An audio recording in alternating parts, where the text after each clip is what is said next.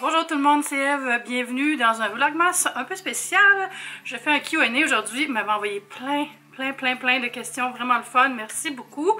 Je fais ça à toutes les vlogmas, au moins une vidéo de Q&A. D'habitude c'est plus au milieu, mais là c'est plus vers la fin. Merci à toutes les nouvelles personnes qui se sont jointes à moi sur la chaîne depuis vlogmas. Mon nom est Eve Martel, je suis une blogueuse, youtubeuse et chroniqueuse. J'ai aussi écrit un livre qui s'appelle Tellement Swell.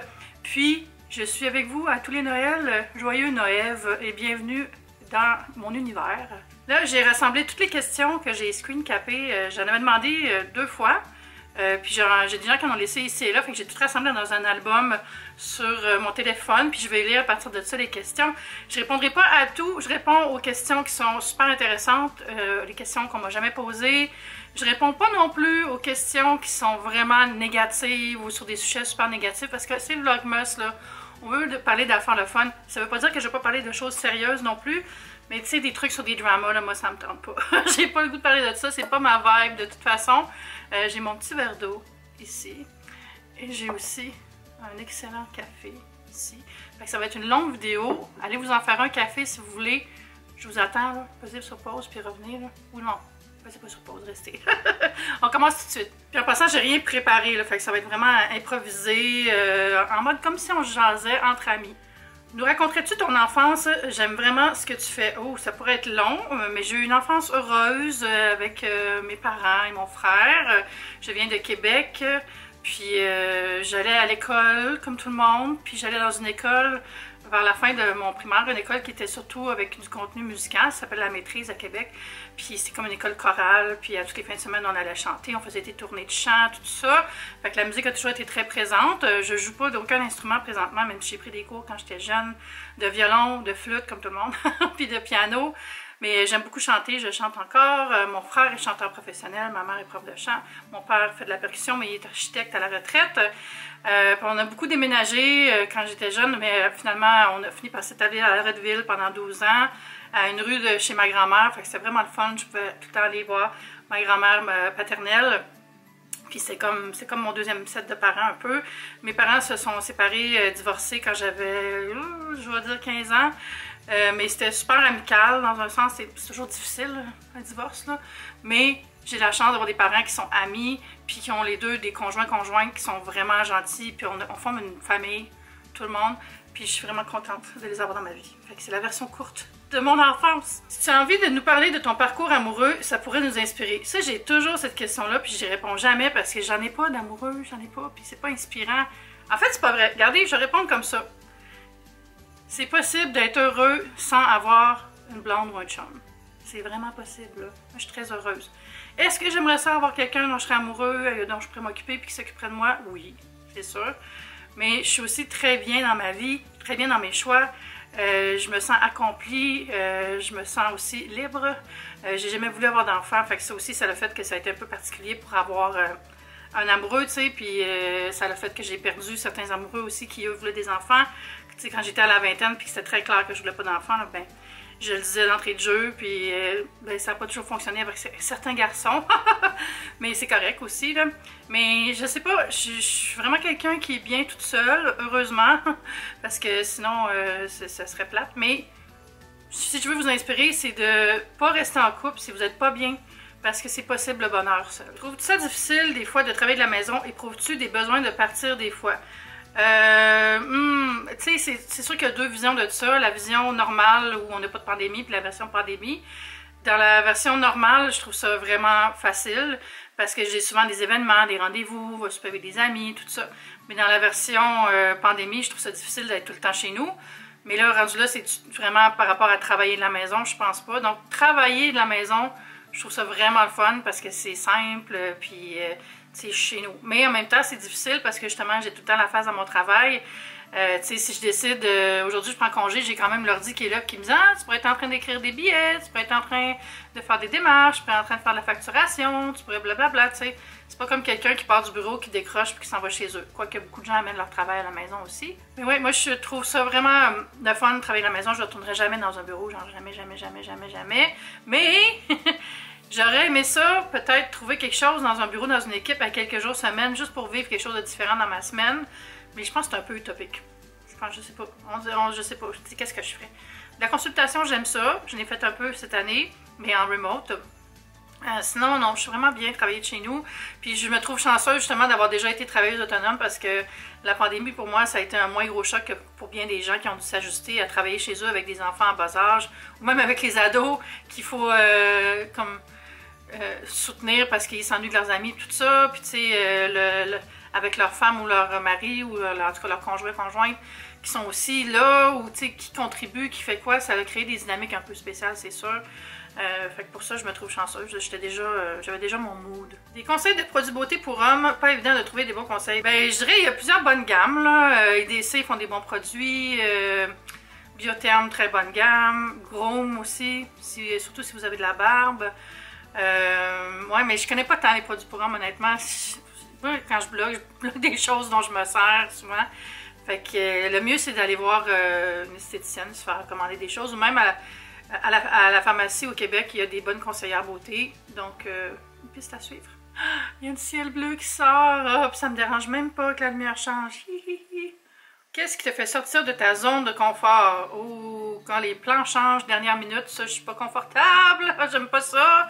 Je suis pas bonne avec les changements dernière minute, on dirait, ça me déstabilise beaucoup. Mais si on parle de changer de zone de confort pour voir des nouvelles choses, ben voyager vraiment, là, ben c'est pour ça que je le fais aussi. J'aime ça, autant j'aime pas ça, les choses qui changent dernière minute, mais être déstabilisée, j'aime beaucoup ça. Sauter dans le vide, voir des nouvelles choses, goûter des nouveaux trucs, parler à des gens qui ont des vies complètement différentes de la mienne, ça, je trouve ça vraiment le fun. Puis, je trouve qu'on grandit pas tant qu'on n'est pas déstabilisé. Fait que pour moi, voyager, ça servait beaucoup à ça. Maintenant, présentement, ce que j'ai fait pour sortir de ma zone de confort, c'est retourner un peu aux études. J'ai fait mon cours Indigenous Canada. Ça durait 3 mois. Puis, c'est surtout des sujets que je connaissais très peu.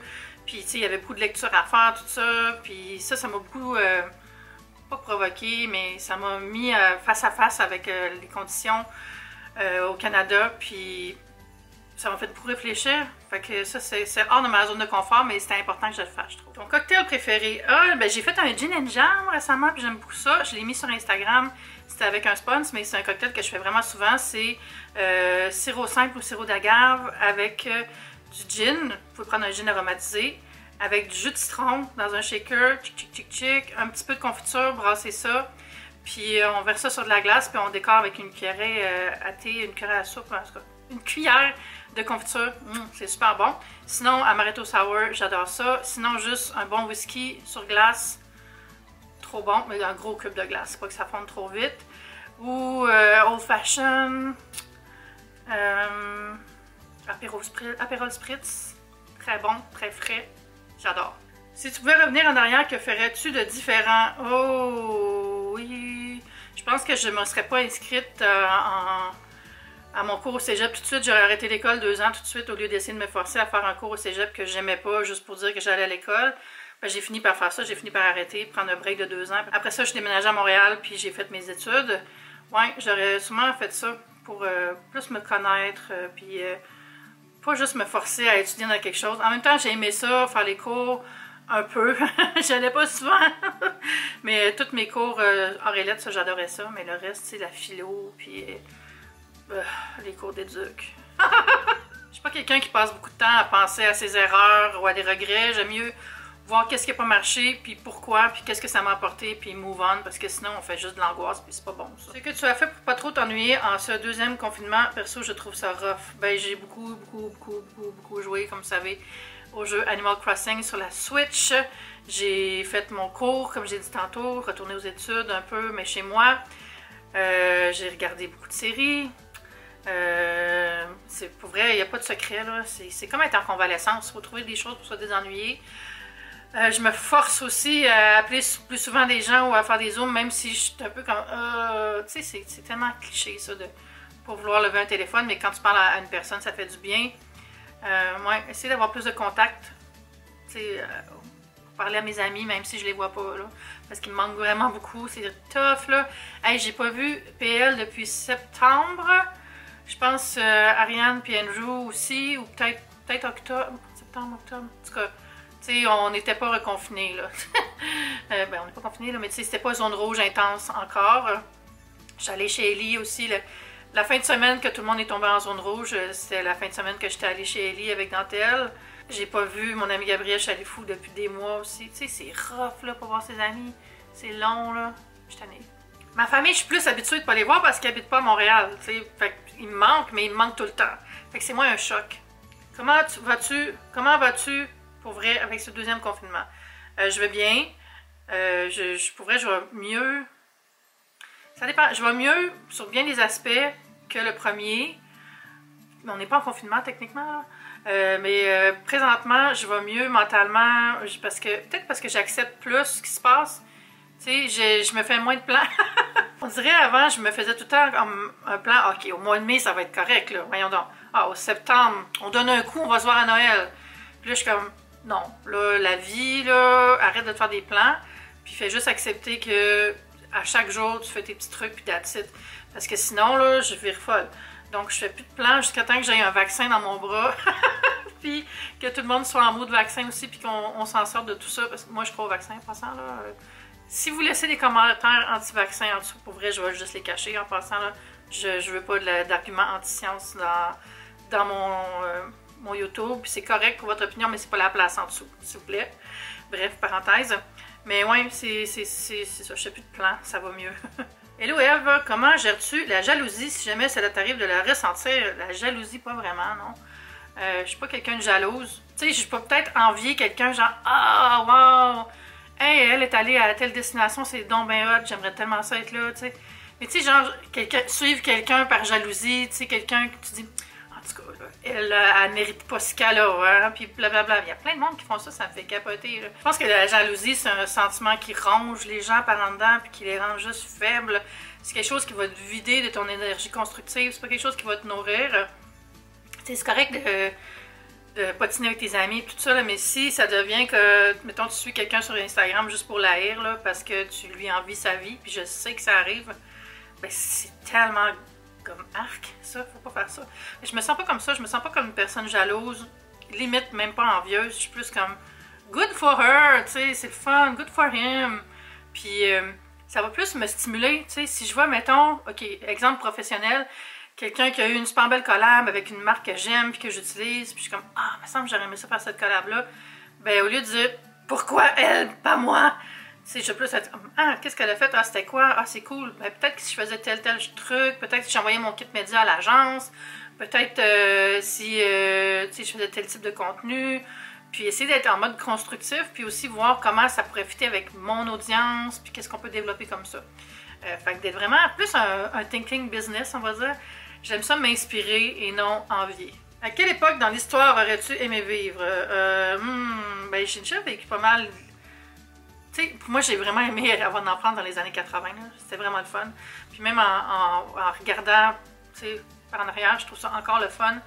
Puis là, tout le monde tripe sur les années 80, ça fait drôle. Tu sais, je regarde Stranger Things, puis on dirait que c'est mon enfance, là, mon adolescence. C'est vraiment les vibes. Bon, peut-être à part les monstres intraterrestres, là.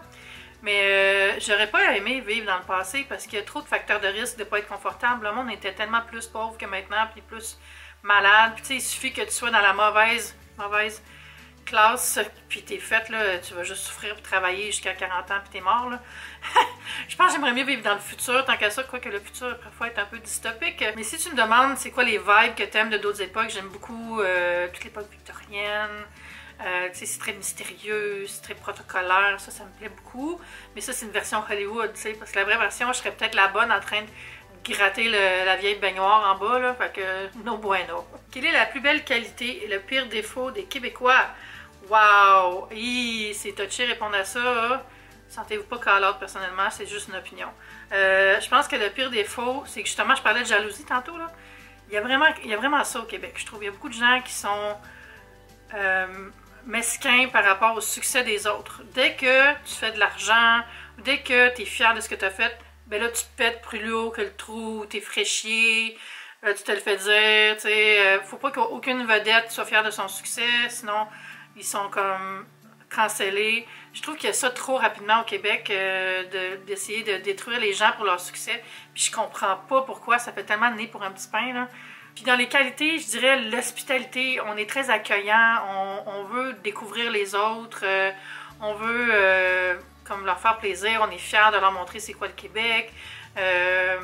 Bon, c'est sûr qu'il y a aussi des problèmes de racisme puis d'intégration, puis c'est horrible tout ça. Puis on a tellement de travail à travailler là-dessus. Dans le fond, je devrais mettre ça dans les défauts aussi. Hein. Colin, il y a tellement du monde qui sont intolérants par rapport à tout ce qui est pas le Québécois pur laine, là. Puis ça, c'est comme... c'est quelque chose qu'il faut dénoncer, puis c'est important de le faire. À voir qu'est-ce qui va arriver dans les prochaines années, parce que je trouve que là, de plus en plus, on pousse pour qu'il arrête d'avoir du racisme systémique. C'est un gros problème au Québec, je trouve, là. Puis, de l'autre côté, c'est ça, on est très hospitalier. Fait que il y a comme un disconnect bizarre, là. Tu sais, il faut travailler ça.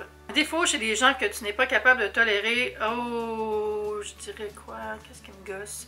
Qu'est-ce qui me gosse? Tu sais, les Karen, là.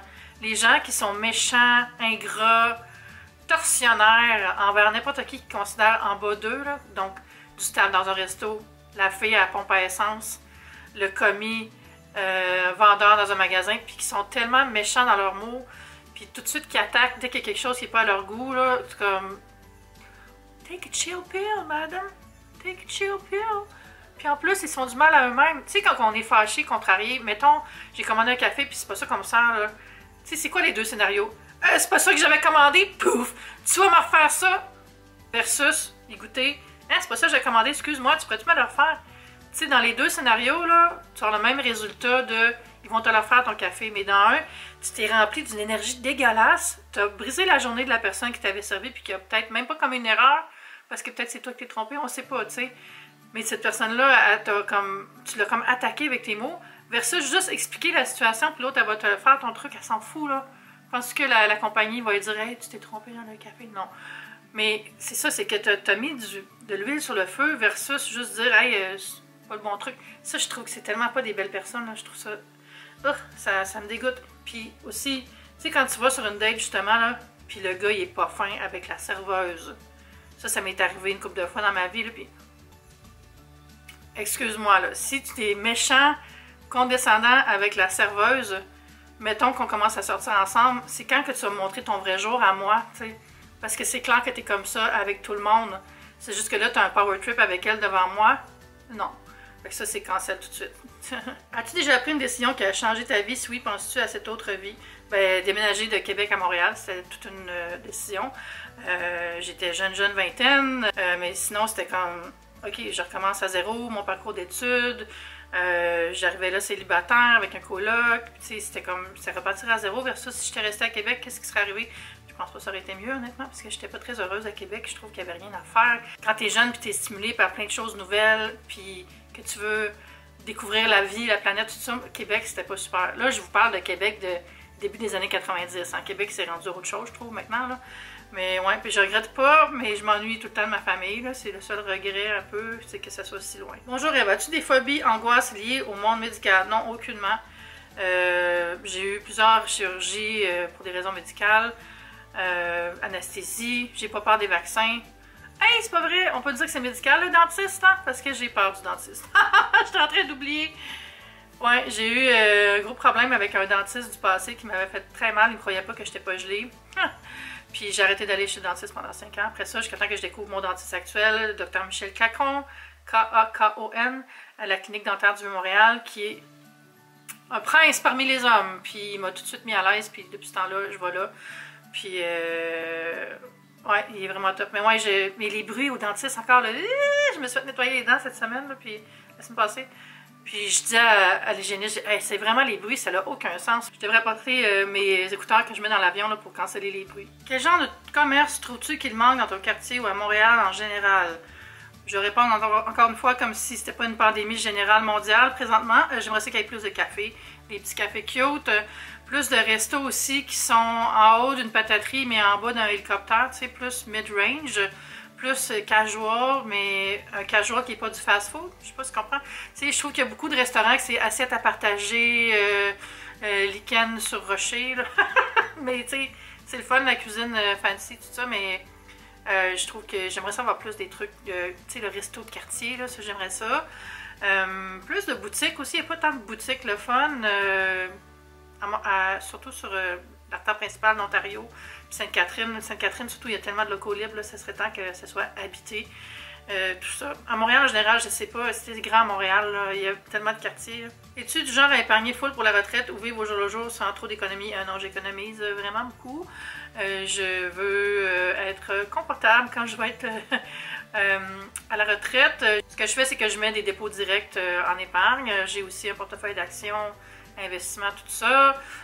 CELI, tu sais, des trucs comme ça. Mais c'est sûr que je suis pas en mode FI, là, la Financial Independence. Je suis pas non plus en mode minimaliste. J'aime ça vivre ma vie pendant que j'ai l'âge de la vivre aussi. Puis voyager, puis acheter des choses que j'aime. Mais j'aime aussi avoir une sécurité financière. J'ai un compte d'épargne où j'essaie d'avoir de l'argent pour vivre aussi pendant plusieurs mois si jamais il arrive quelque chose. Vous voyez, il est arrivé quelque chose cette année, donc c'était pas fou comme idée, hein? Puis j'aime aussi prendre soin des gens qui m'entourent, avoir de l'argent pour aider. Tu sais, juste être confortable, mais aussi pouvoir être généreuse, puis généreuse envers moi-même aussi. J'aime ça, vivre une vie swell, mais j'aime aussi être raisonnable. Comment racheter tes cosmétiques? As-tu acheté des rangements au Medit? Non, moi j'ai des rangements ici, là. Je sais pas si vous voyez, là. J'ai une petite console à tiroir Alex, et ça fait bien la job. Puis j'ai des contenants du Dollarama. Achetez pas au Medit, c'est cher pour rien. Il y a plein d'autres contenants que vous pouvez acheter moins cher. Les boîtes à souliers sont moins chères. Rentrez pas dans l'arnaque d'acheter des choses d'organisation, là, parce que, premièrement, la chose qui va le plus aider votre organisation, c'est d'avoir moins de choses. Fait que faites le tri avant, achetez des contenants après si vous en avez besoin, mais commencez par voir ce que vous avez à la maison puis utilisez ça. Que penses-tu des sites de revente comme Kijiji et Marketplace? T'en sers-tu? Ben oui, c'est super le fun. C'est comme des petites annonces. On fait des trouvailles là. C'est pratique pour se faire des sous aussi pour évacuer du stock. Moi, j'ai tendance à vendre sur mon groupe Facebook de copropriétaires de la bâtisse où j'habite parce qu'on est comme 200 quelques personnes qui habitent ici, puis il y a souvent quelqu'un qui trouve preneur. Puis souvent, je vais donner mes choses au lieu de les vendre aussi. Ça va plus vite. Ça dépend c'est quoi, c'est sûr.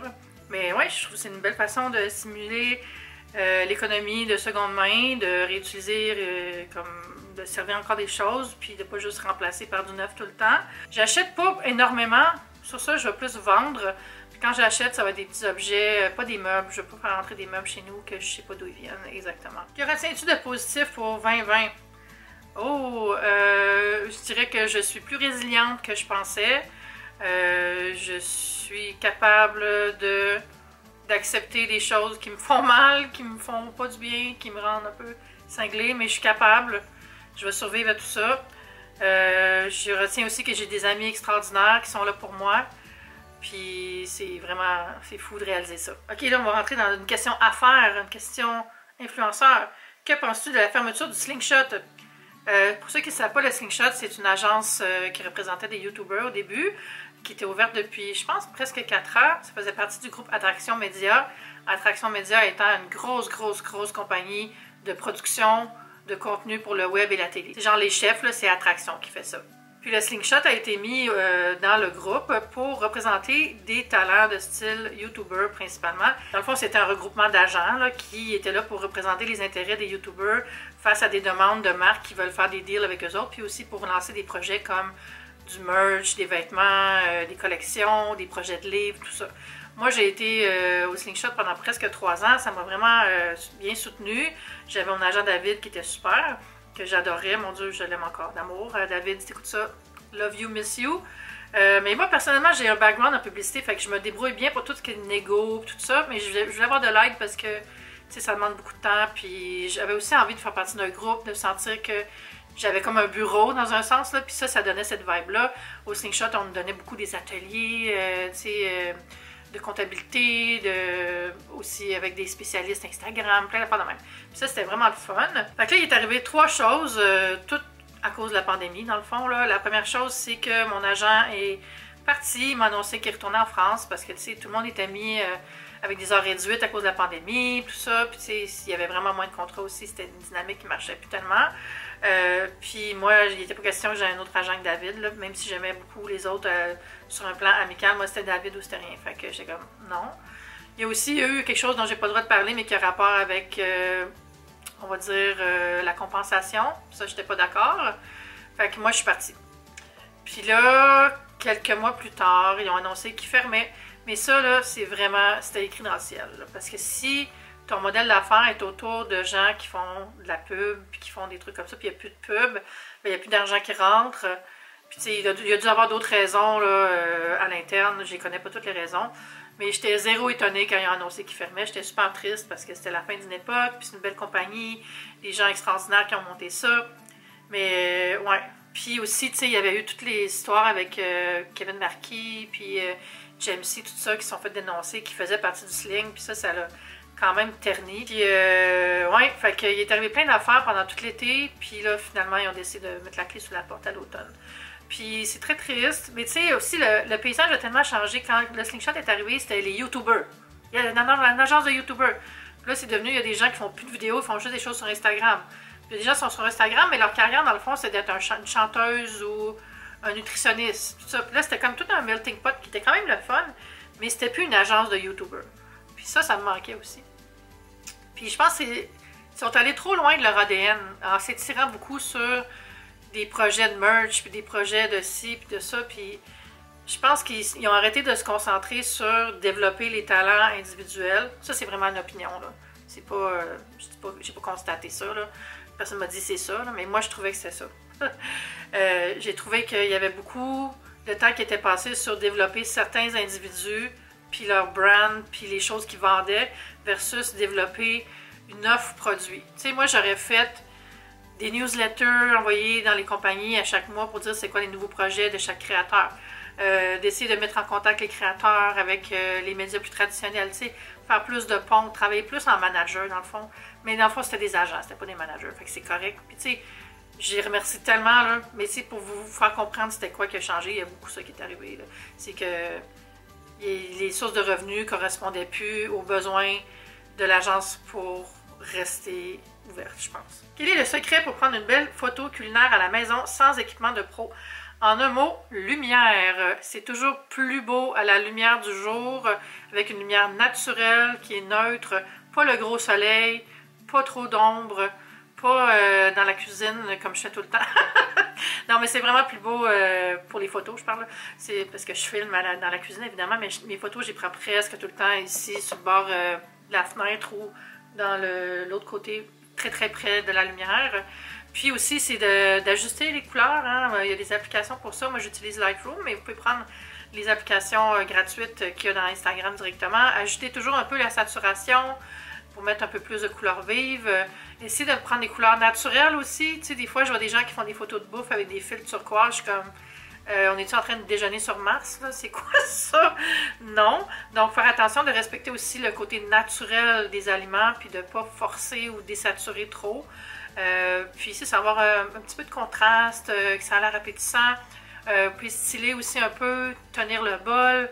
Les photos vues d'en haut sont toujours agréables à regarder, un peu composées avec des ustensiles. Vous pouvez mettre salière poivrière. Ajouter quelque chose de vivant aussi, c'est toujours bien, que ce soit une main qui tient le bol ou votre chat ou votre bébé. Hein. Concentrez-vous sur la luminosité, la saturation, le côté naturel. Comment vont tes plantes avec ce temps? Très mal. Les plantes vont mal présentement. J'ai de la misère. J'en ai une qui est morte. On dirait que je les arrose trop, je les arrose pas assez. J'ai perdu mon rythme. Faudrait que je réutilise Plant Book. Je pense Plant Book, livre de plantes. C'est le nom de l'application que j'utilise sur iPhone. Je ne sais pas sur d'autres téléphones qu'est-ce qu'on peut utiliser. Puis juste, c'est ça, reprendre un peu le contrôle. Parce que, ben, tu sais, ouais, c'est ça. Ça dépend quelle plante, là. Il y en a qui vont mieux que d'autres. Pourrais-tu nous faire des vidéos sur la manière de mettre en avant et de rendre plus attractif un blog? Je pense pas que j'aurais vraiment beaucoup de gens qui regarderaient ça. Je sais pas. Aimeriez-vous ça? Que je parle de comment être blogueuse? La blogueuse, présentement, elle blogue pas bien. J'étais trop concentrée sur YouTube. J'ai pas fait de billets bien sur mon blog. Mais oui, je pourrais. Mais tu sais, je peux vous donner tout de suite d'entrée de jeu. Ça, c'est une blague que j'ai depuis longtemps avec mon amie Laurie. C'est comment partir un blog? Ben, il faut partir un blog. Mettre de l'avant, c'est une chose, mais il faut le commencer, il faut le faire. Essayez de trouver des tutoriels si vous ne savez pas comment. Mais une fois que c'est fait, mettre de l'avant, c'est vraiment... C'est de parler des sujets qui sont tendance. Regarder avec Google Trends, voir de quoi les gens parlent, qu'est-ce qu'ils cherchent, c'est quoi les sujets dans l'actualité. Ça ne veut pas dire de parler des nouvelles, mais ça peut vouloir dire d'être dans la saisonnalité, de toujours suivre un peu d'avance aussi. C'est ça, penser d'avance Qu'est-ce que les gens vont chercher? Puis faites-le d'avance, comme ça vos billets vont être référencés dans Google puis ils vont sortir dans les recherches. Mettre des mots-clés aux bons endroits. Vous pouvez utiliser Yoast, qui est une application qui peut être gratuite sur votre WordPress, si vous utilisez WordPress. Puis ça va vous donner des trucs pour améliorer la SEO, là, le Search Engine Optimization, je pense que c'est ça. Tout ce qui fait que Google va comprendre de quoi vous parlez et va le recommander aux bonnes personnes. Mettre de l'avant, tu sais, vous pouvez partager sur vos médias sociaux, mais la chose qui marche le plus, c'est Pinterest. Faites toujours un visuel qui va être piné sur Pinterest, puis après ça, quand les gens vont chercher, vont se ramasser sur votre blog, puis là, ils vont peut-être devenir un lecteur assidu. Avoir une newsletter, ça fait 1 an que je veux en faire une, puis je suis tout le temps en train de mettre ça sur le back burner. Mais avoir des gens qui vont être à vous, on va dire que vous pouvez rejoindre par votre infolettre, ça c'est super aussi pour aider à créer du trafic. Faire des liens référents, des liens qui vont ailleurs, puis avoir des liens entrants aussi. Vous pouvez faire des échanges avec d'autres blogueurs, puis dire ah, je vais parler de toi, parle de moi. Mais ça, c'est peut-être pas le best. Là. Le mieux, c'est de trouver quelque chose qui va être beaucoup partagé. Par exemple, l'année passée, j'avais fait un des premiers billets qui parlait de Illumi, le Festival de Lumière à Laval. Puis dans les premiers quelques jours, j'avais eu 75 000 vues sur ce billet-là. C'était complètement fou. Parce que personne n'en avait parlé encore. Puis j'avais mis plein de photos, puis j'avais tout mis les mots-clés aux bons endroits, tout ça. Donc, se concentrer sur la SEO. Puis faire des belles photos de qualité, du beau stock. Pas tout le temps prendre les photos gratuites que vous trouvez sur le web. Forcez-vous à avoir des belles photos. Vous pouvez trouver des photographes qui débutent, puis qui, comme vous, ont besoin de travailler puis de faire un portfolio, faire un contrat échange, ou les payer, mais un tarif qui est quelqu'un qui débute versus le photographe hot de l'heure. Donc, il y a plein de choses que vous pouvez faire, mais si vous aimeriez ça que je fasse une série sur ça, dites-le moi. J'ai déjà pensé à écrire un e-book sur ça, puis je pense pour vrai, je vais le faire. Parce que je me fais tellement demander souvent. Puis je pourrais dire, il y a mon e-book, va chercher mon e-book. Comment décrirais-tu ton style de déco? Quel truc donnerais-tu? Ben moi, je suis très scandinave. Je dirais scandi, chic, comfy, cozy. J'aime ça quand c'est confortable et réconfortant. J'aime ça quand c'est harmonieux aussi. Fait que je vais me concentrer sur une palette de couleurs, puis je vais m'y tenir pour une pièce. J'aime ça aussi quand les gens se sentent accueillis. J'aime avoir des beaux points de lumière aussi, puis créer des ambiances. C'est quoi ton dessert préféré? Des grands-pères à l'érable ou au bleuet que ma grand-mère faisait. Les beignes. Qu'est-ce que j'aime vraiment? N'importe quoi qui est fruité et crémeux, j'aime beaucoup ça. Quelle caméra utilises-tu? Est-ce que les caméras de cellulaire sont assez performantes de nos jours? Oui, tu peux filmer avec ton téléphone si tu veux. C'est sûr que c'est une meilleure qualité avec les caméras. Là, je filme sur ma Sony RX100 Mark III, je pense, que j'ai depuis quand même un petit bout, qui est vraiment préférable selon moi à la G7X qui est très populaire parce qu'elle est beaucoup plus solide puis le son est meilleur aussi. Puis le focus est tellement meilleur sur la Sony. Là. Le focus de la G7X, c'est vraiment 1.7 sur 10. Là. Puis sinon, c'est comme mon caméra? J'ai une Canon 70D que j'aime beaucoup aussi. Plus pour faire des photos, honnêtement, c'est plus rare que je filme. C'est parce que je filme surtout des vlogs ce temps-ci. Mais quand je filme assise, comme ça, je vais prendre ma Canon. Et tu sais, si ta question c'est je peux-tu me passer une chaîne avec mon téléphone? Ben avec un bon téléphone, avec une bonne caméra, oui. Tu sais, le Pixel a une super bonne caméra, l'iPhone a une bonne caméra, il y a plein de modèles Samsung qui ont des bonnes caméras. Faut juste aller les tester, voir ce que t'aimes, puis ça avec quoi t'es habitué. C'est quoi ton next step, but, objectif dans ta vie perso et professionnelle pour 2021? J'aimerais ça ouvrir une boutique en ligne, avoir mon livre, avoir quelques petits produits, puis avoir aussi des e-books que j'ai déjà commencé à planifier. Là, je viens d'en parler, tu sais, pour comment ouvrir un blog, tout ça, YouTube, des programmes d'organisation, des choses comme ça, puis d'avoir des trucs utiles que les gens vont pouvoir se procurer pour améliorer leur vie. Ça, c'est vraiment mon objectif pour 2021, côté professionnel. Continuer à grandir. J'aimerais ça avoir une assistante ou un assistant, ça fait longtemps que j'en parle, mais là, avec la pandémie, tu sais, j'ai pas besoin d'une assistante virtuelle, j'ai besoin de quelqu'un qui va venir avec moi pour faire les photos, puis tout ça. Donc là, c'est pas possible vraiment. Je veux dire, ça serait possible, tu sais, j'ai le droit parce que c'est le travail, mais j'aime mieux pas. Okay, une dernière question, parce que la vidéo est vraiment longue. Oh mon Dieu, ma gueule, j'arrête pas de parler. Puis je pense que le reste des questions, je vais y répondre quand je vais faire mon live de Noël, qui va être 2 lives en fait. Je pense que je vais faire un live le 24 le soir, puis le 25 le soir aussi, dans les heures du Québec, autour de 8 heures peut-être, ou plus tard. Mais je vais le dire sur Instagram, fait qu'allez me suivre sur Instagram, Eve Martel, barre en dessous, blog, puis ça va être annoncé là, je vais mettre un décompte puis tout. Donc, une dernière question, laquelle je choisis? Quelqu'un me demande pour ou contre Zoom et pourquoi? Ben moi je suis pour parce que ça permet de voir les gens, ça permet de participer à des réunions, ça permet de passer Noël avec sa famille virtuellement, tout ça, mais je suis contre parce que ça devient comme le réflexe, genre j'ai des amis, dès que je me mets à leur parler, ils veulent tout de suite aller en vidéoconférence, ou peut-être pas nécessairement en Zoom, là, mais c'est comme, veux-tu aller, est-ce qu'on se fait un appel vidéo, est-ce qu'on s'appelle, tu sais, puis je suis pas tout le temps habillée, puis j'ai pas le goût de tout le temps parler comme ça, puis tu sais, je trouve que mentalement, des fois, c'est très prenant de tout le temps se faire solliciter pour être en vidéo, hein. Puis ça me crée un petit peu d'angoisse, pour vrai. Mais sinon, j'aime beaucoup ça pour les ateliers qu'on a eu avec certaines marques, c'était vraiment le fun, ça m'a sorti de ma routine pour jaser avec mes amis. Je me suis fait des lunch dates avec mon ami David, avec mon ami Jason, c'était vraiment le fun. Fait que pour moi, ça, Zoom, c'est très positif. Puis quand je dis Zoom, ben, je veux dire toutes les apps de vidéo chat, tout ça. J'utilise plus Zoom pour des trucs de job, on dirait, puis plus le chat, le vidéo chat de Facebook même. Ou Meet de Google pour jaser avec les amis. Fait que ça va être tout pour la vidéo. Je vous encourage à vous abonner si ce n'est pas déjà fait. Vlogmas, c'est presque terminé, mais je continue à faire des vidéos. Et oui, je vais faire des vidéos d'organisation en janvier et les vidéos de finances vont être de retour aussi. Donc, j'espère que vous avez passé un bon moment. On se dit à bientôt. Portez-vous bien. Puis à demain pour une prochaine vidéo. Je vous aime. Bye!